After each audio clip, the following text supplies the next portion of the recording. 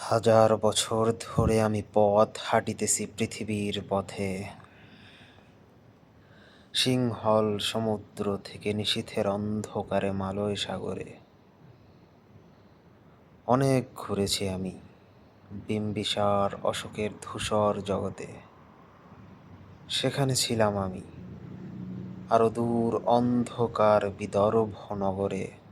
আমি ক্লান্ত প্রাণ এক, চারিদিকে জীবনের সমুদ্র সফেন। আমারে দুদণ্ড শান্তি দিয়েছিল নাটোরের বনলতা সেন। চুল তার কবেকার অন্ধকার বিদিশার নিশা, মুখ তার শ্রাবস্ত্রের কারুকার্য।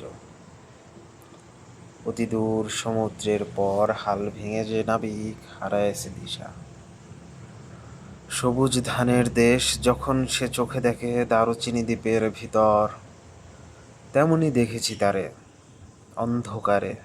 বলেছে সে এতদিন কোথায় ছিলেন, পাখির নীড়ের মতো চোখ তুলে নাটোরের বনলতা সেন।